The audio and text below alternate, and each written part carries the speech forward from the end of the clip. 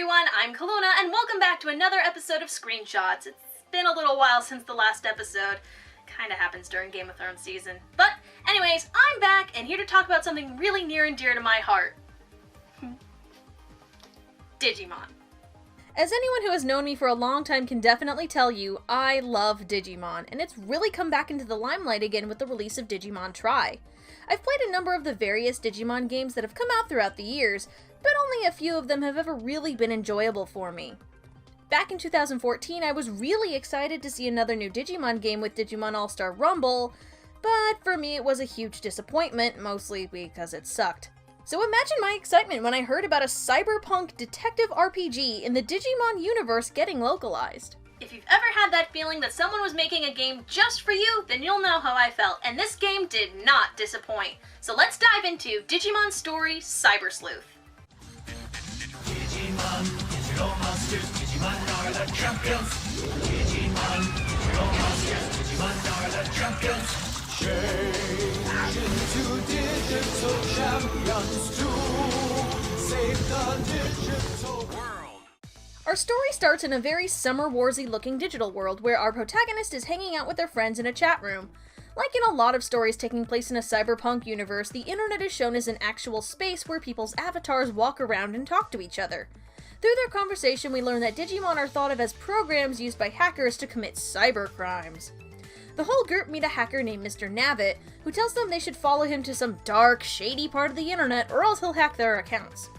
Naturally, obeying every rule they know about listening to strangers on the internet, of course they go. Once you've named your character and decided on either a male or female avatar, you're dropped into Eden, this game's cyber world which is very reminiscent of Oz from Summer Wars.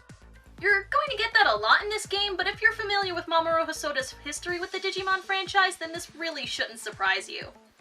After you explore for a bit, you find your friends and end up choosing one of 3 possible Digimon partners.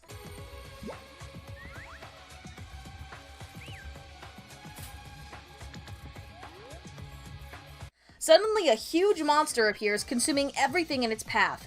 You and your friends barely escape, but the monster gets a piece of you on the way out, leaving you in a weird state halfway between human and data.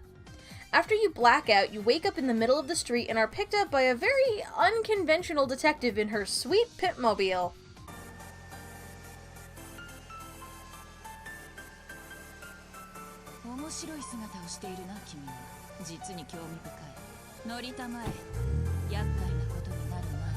Her name is Kyoko, and after figuring out you are now half data, half human, she decides to take you on as her apprentice. Being half digital comes with a lot of perks, like being able to jump into a television into the digital world.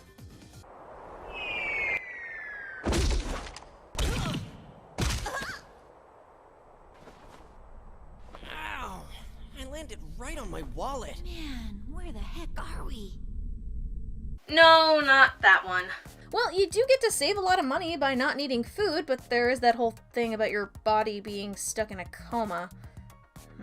Well, so with your newfound powers, you are hired to solve a bunch of cases while also trying to discover the truth behind what's going on in the digital world. So the gameplay breaks down into exploring various districts of Tokyo and solving cases.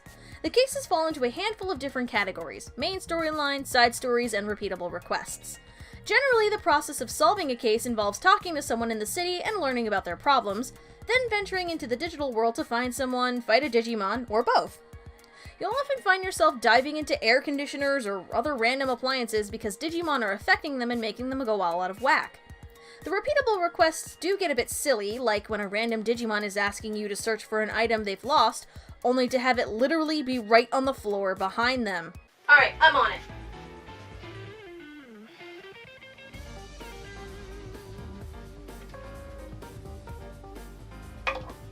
I found it! Man, no wonder the digital world is in crisis. They never can solve anything! Obviously, the main storyline quests are a bit more involved, making you more of a cyber sleuth rather than a cyber repairman or cyber errand boy. As you're working on your different cases, you fight against a variety of Digimon and eventually get a bunch of them to join your party. To get more Digimon, all you have to do is fight it enough times to download all of its data, after which point you can add it to your party. That's right, no more throwing a million Ultra Balls at something trying to catch it. Things are much more straightforward.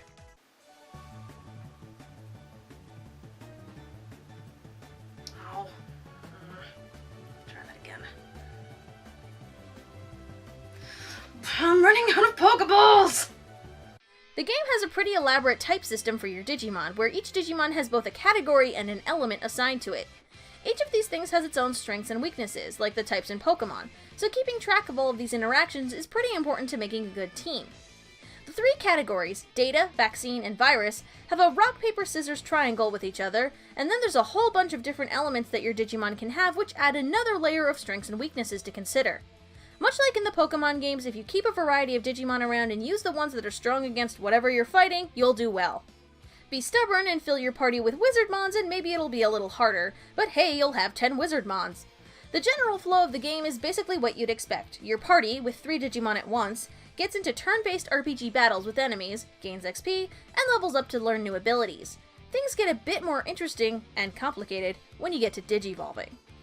Once you've spent some time with your party of Digimon, it's only natural that you'll want to Digivolve them into some cooler ones that don't look like weird marshmallows. If you like the in-training forms and don't want to, too bad. The game will eventually kick your ass until you suck it up and Digivolve. To do this, you go to the Digilab, the game's Velvet Room equivalent if you've ever played Persona. If your Digimon has reached a certain level and its stats are high enough, it can Digivolve into a new form. Unlike Pokemon, each Digimon has a pretty broad tree of branching options to choose from when Digivolving, where each Digivolution has a handful of options to choose from, each with a different level and stat requirements. Especially if you're a big fan of Digimon, this can lead to a rabbit hole of exploring all the different evolutionary paths in order to get the Digimon that you want. But it is so worth it!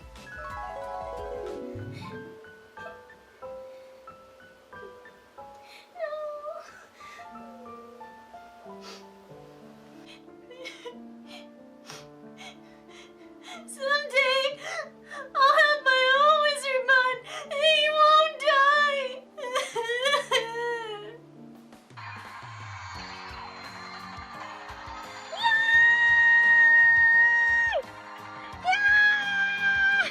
Yay! Sometimes dreams do come true. This process can be a lot of fun, but the strict stat requirements can be pretty frustrating at times. Because there is a hard cap on the experience level that certain Digimon can reach, it's possible for a Digimon to reach max level without having the stats it needs to evolve the way you want. When this happens, you have to de-Digivolve it into an earlier form, level it back up, and Digivolve it again. It'll end up having higher base stats after going through this process, but it takes a long time and can feel like grinding. If you don't care about the specific Digimon you're making, this isn't quite as bad, as there tends to usually be one form out of the choices whose requirements you'll meet naturally. But I want my favorites, damn it!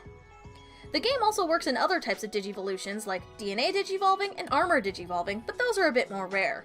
Here's an example of one of the more complicated Digivolutions that I ended up doing in the game.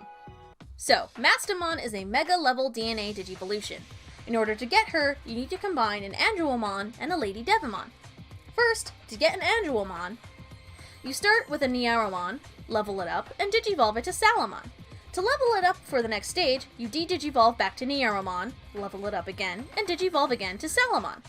With its higher base stats, level up Salamon until it's ready to Digivolve to Gatomon. Level up the Gatomon, Digivolve back to Salamon, level up again, Digivolve back to Gatomon, level up the Gatomon, and Digivolve to Anduomon.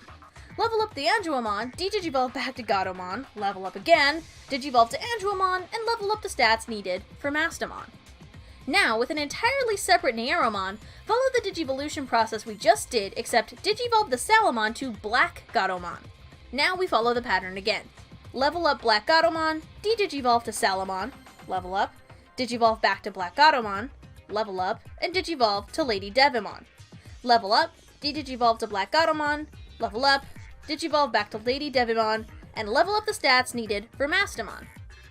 Now, with both Anduomon and Lady Devimon appropriately leveled, you DNA Digivolve them to Mastamon. Whew. And while that is one of the more complicated Digivolutions, it does show the basic process for leveling up your Digimon if you want the more powerful Digivolution options. If you're really having a hard time getting those last few stat points, you can always use the Digifarm. Also found in the Digilab, the farm is basically the daycare center from Pokemon where you leave your Digimon to gain levels while you're off adventuring. The farm has a limited number of space for Digimon which can upgrade as you play. You can get as much or as little out of the farm as you want depending on how much time you spend with it. You can have your Digimon search for items, train with each other, or even find more cases for you to take on. Or you could just leave your cast-off Digimon rotting in there to get some XP and then maybe Digivolve them later. better than just a box and a computer, right? Wait, that's exactly what it is. Man, Digimon have it rough. The farm lets you do some stat boosting that you might need to make the cut for that Digivolution you're looking for, feeding your Digimon items that you'll find around the world, so it's cool to have available. The lab also lets you do things like fight against other players' Digimon online, or explore copies of older dungeons to grind XP, but those aren't quite as big a deal. While a lot of the game is generally pretty by the book, some of its greatest strengths are in its presentation. The world is vibrant and colorful, and the different districts of Tokyo feel pretty well populated with NPCs, so they don't seem too empty. Since the districts are based on real places, it's helpful that elements of those real places are worked in so they at least feel authentic. An easy example is the Scramble Crossing in Shibuya, which makes an appearance in the game in its all foot traffic-y glory. The digital world has a bit less variety to it, with the areas of the internet you explore all kind of looking similar. Without spoiling too much, there are points where the two worlds will leak together for a bit of some dungeon exploring, and those have some really nice visual effects. One more cool thing about the visual design of the game is that the Digimon's most famous attacks are represented in the game, with each one having a signature special move that has a unique animation associated with it. Fans of the Digimon series will definitely recognize a good number of these. The anime scenes that appear at some points in the story are well done also, and they make these moments all the more dramatic. Even more remarkable than the game's visuals, the soundtrack does some real heavy lifting in Cyber Sleuth. The game's music is composed by Masafumi Takada, who some of you might recognize from games like No More Heroes and the Danganronpa series. If you've played any of the Danganronpa games, this connection will be obvious to you within about a minute of turning the game on, because the title theme sounds like it fell out of those games.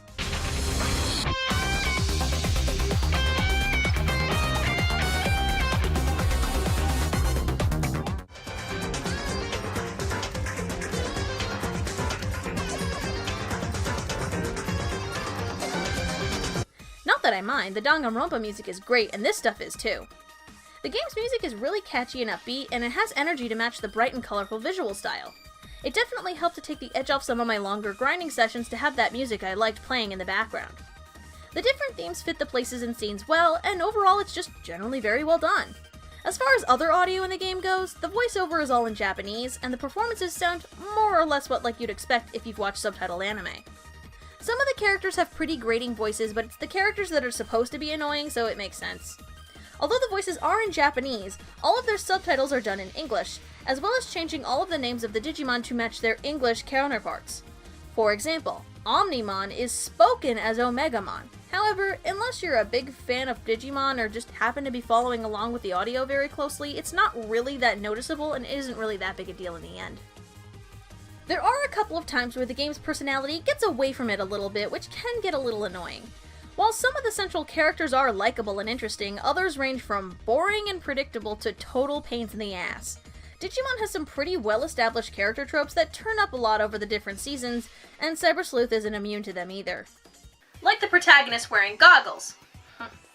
And actually, in this game, the goggles are actually acting as your Digivice, because, you know, carrying something like this around, so 1999. It's not a huge problem, but there are moments in the story where it's hard not to roll your eyes at some of the dumb things the characters say and do, though Kyoko is pretty cool.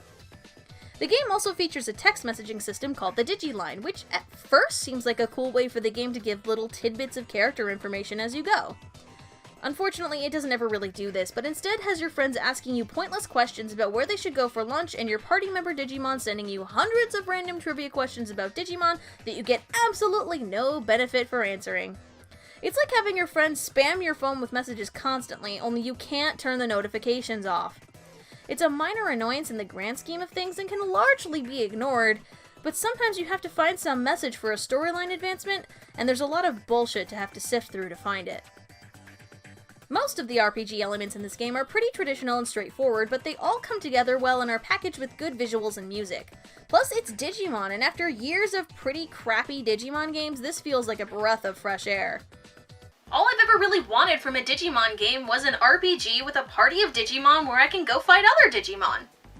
The story and characters have their ups and downs, but it definitely comes together at the end, and for me, the main appeal of this was the process of getting all my Digimon.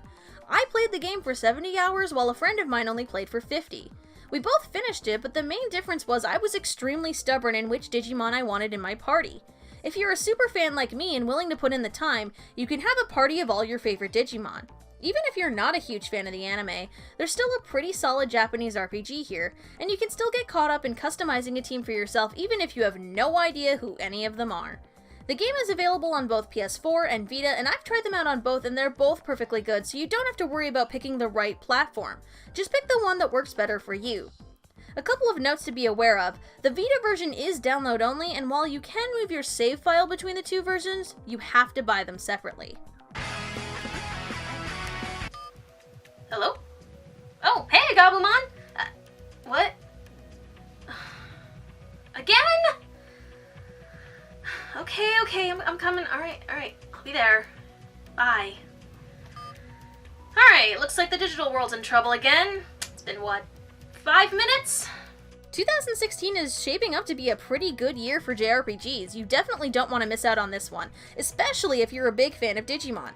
Alright guys, I'm Calluna, and thanks for tuning into Screenshots. Come on, Gatomon!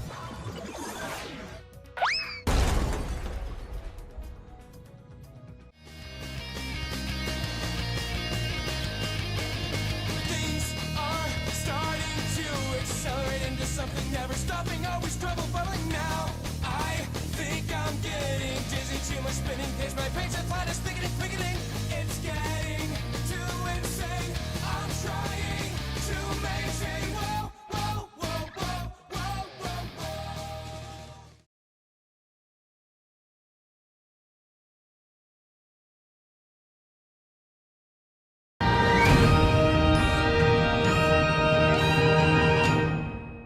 Come on, Gatomon! Hadouken!